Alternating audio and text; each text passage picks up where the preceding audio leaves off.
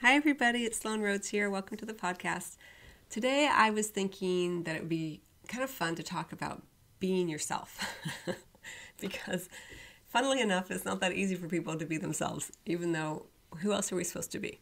But I thought it might be kind of fun to talk about this because we all struggle with it in different ways, and we all know why, because oftentimes we're not ourselves because we are trying to make others like us, right? We're trying to fit in. We're trying to be someone that someone will love because there's, at its core, it's that we don't feel as though we are lovable just as we are. We all do this. Everyone can relate at some point in time to where you've experienced this either within yourself, of course, but also within others. And it's always really fun to know that when you are sort of judging someone else for being fake or inauthentic, the reason it's triggering you so much is that there's some part of yourself that knows that you're not necessarily being authentic with yourself, or maybe that you weren't in the past and it still bothers you. And so, but that's a whole nother podcast. But let's just go into this idea about being true to yourself in the moment, which is where it all starts, right? The right here and now. And I was kind of inspired to do this because on my YouTube channel for the spiritual guidance for the week of April 23rd, 2017, I pulled a card called Empowerment from the Doreen Virtue Dolphins and Mermaids deck. And it really brought up for me this idea, it's surrounded by blue, and the throat chakra, and being true in the moment, and understanding that your emotions are giving you guidance for how to live your life and who to be with and all of that. But let's just back it right back up into the present moment, because that's where true authenticity lies. So, and I'll bring it into a very practical way so we can all kind of be on the same page.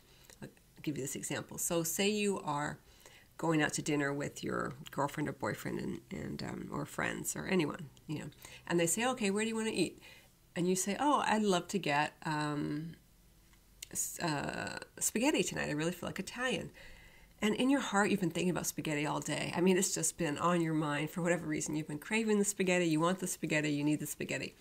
And then the person that you're with, or the persons that you're with, they say, oh, no, we don't want that. Let's do Mexican.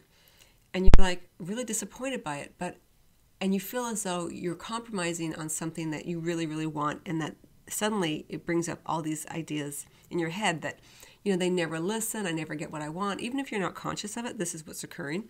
So it begins to immediately put you into a state of victimization, right? Because now you're feeling you're not going to get what you want.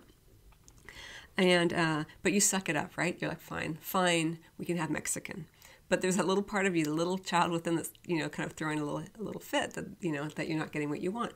But here's where the problem lies. Because sometimes, this will occur and you'll be like, yeah, no big deal, I can have Mexican. But I'm talking about those moments where in the moment you feel as though you are compromising and you don't want to, or that you never get your way. And what happens is, when we do this in all these little small moments of our lives, suddenly we've lived a whole life being inauthentically ourselves and giving in and not saying what we want and not feeling as though we're getting what we want. So it creates this cycle of feeling victimized, which never feels good and always puts you in this place of disempowerment. So another way that you can kind of play with this energy is to kind of think about this in your own life without beating yourself up, because we all can experience this. We all know what this feels like. But to play with it in your kind of thoughts and think, okay, so yeah, I did that last week and that didn't feel good, and I really, really wanted, that meatball spaghetti, whatever it was. Okay, and so then, so the event comes around again, or the opportunity comes around again. Hey, where do you want to go to eat tonight? And you're like, I really, I'd love to have spaghetti. And the person you're with is like, no, let's go to that new, Armenian restaurant. And they kind of brush off because they're accustomed to you kind of giving in. And now you have an opportunity. You can either go, okay, yeah, fine, let's go to that Armenian restaurant. Or you can say, gosh, I really want to go have that spaghetti tonight. I'm really craving that meatball thing. And the other person then has the opportunity to look at you, see you, as opposed to just someone who rolls over, and see you as authentically you being yourself. And then they have an opportunity to show how they are working with the same dynamic because there's become this imbalance of power now. They're accustomed to you kind of not saying what you want. And so they're beginning to experience you as someone who doesn't really have a lot of definitive idea about what they want, because one minute you're saying you're doing this, but then you're saying okay to Armenian or Mexican, right? So they're kind of experiencing you in a new way. So sometimes it'll feel a little uncomfortable in that moment, but your job really is to stay with that feeling of uncomfortableness, discomfort, and just allow it to be as you step more powerfully into who you are. This is a very small example, but you would be surprised at how common this is. These little moments where we give away what we want and we swallow what we're feeling, because what typically happens is that 2 months down the road you blow up, you lose it, and the person's left there feeling stunned because they never knew how you were really feeling about the fact that you never get to go to the restaurant you want to go to, or whatever. It could be any number of instances. You understand the message. So this is why it's so important to say it in the moment. And you don't have to say it in a very aggressive way, although sometimes when we're relearning how to be authentically ourselves, it can feel a little abrupt and uncomfortable, but that's okay. We're not meant to have a comfortable life.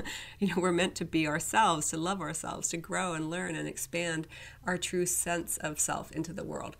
So let's look at it and how it can show up in other ways. It can also happen that you just no longer pick the things that you want to do before they even come up as an opportunity. Like say you're planning a vacation and you really want to go to Mexico and lay on the beach, but your vacation partner really wants to go to Europe.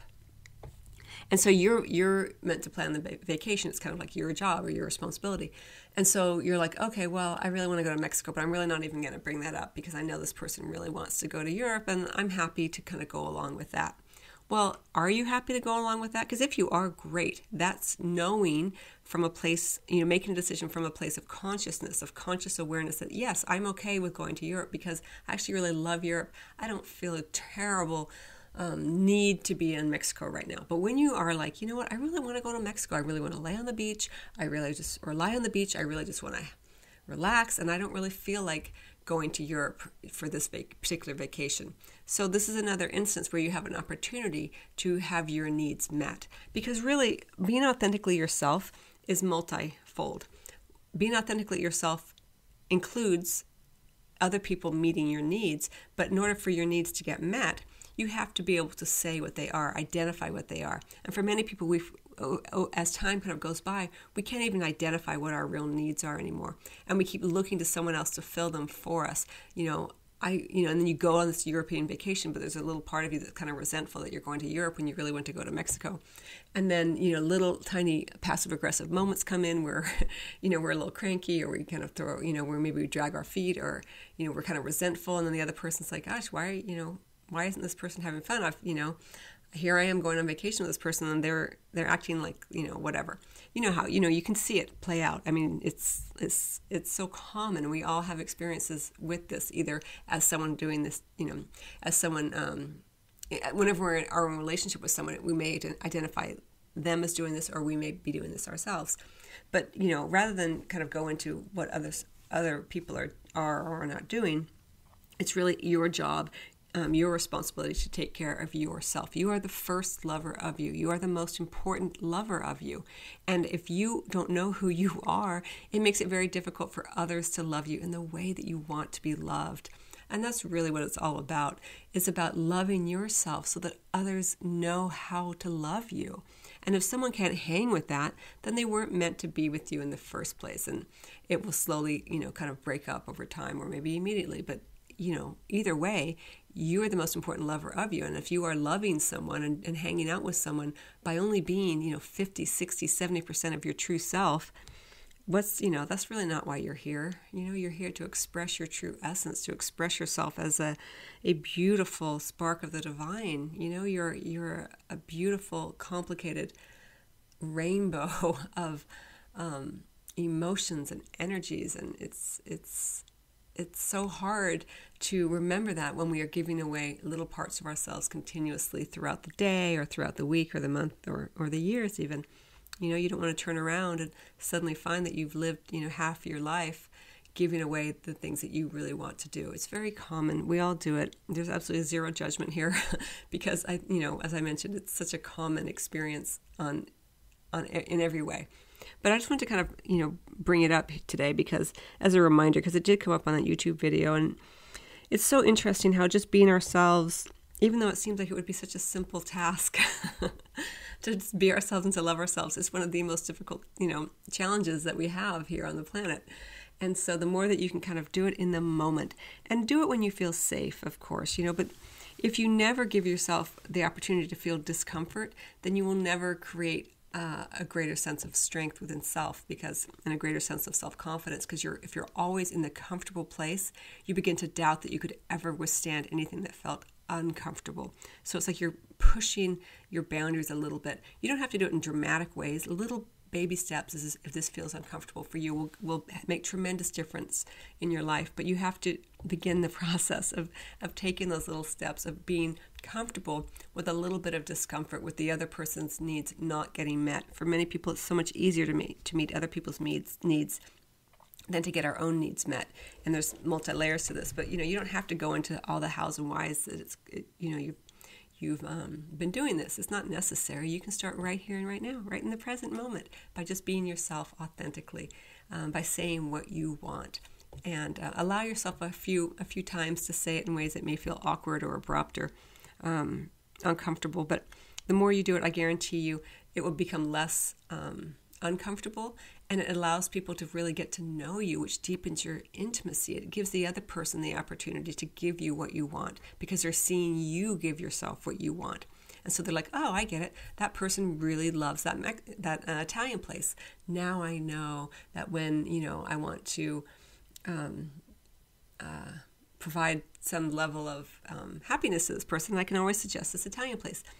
So it's a way of showing people how to love you, how to adore you, how to care for you and nurture you, because you're doing it for yourself. And if you can kind of look at it as a method of self-care, as opposed to just trying to get your needs met, that feels more aggressive and it feels not so nice to the heart. But if you can kind of say, okay, as a gesture of self-care to myself today, I'm going to say what I want in the moment as best I can, as often as I can. And that feels self-loving. That feels gentle and kind to the heart, as opposed to, I don't get what I want, so therefore I'm going to start doing it. That you can feel the energetic difference there. So anyway, I hope you find that helpful. It's something to think about, something to play with. We all have our different path to this, and different understandings of this, and different experiences with this, either with others or within ourselves. But it is something to make note of and to begin to play with more. And it will just kind of help expand and strengthen your sense of confidence in the world, because you will feel that you know who you are. And when you know who you are, not from a place of rigidity, a place of like, this is what I want, this is what I always get, but from a place of openness, like as an expression of curiosity of who you are. Like it's really a more gentle, kind of loving and expansive way to look at yourself as that spiritual being having this human experience in the incarnation that you are having, that's personal and unique for you. So, all right, everyone, I wish you much love, and I will see you on the next podcast, or maybe over on YouTube, or at your private appointment. Till next time.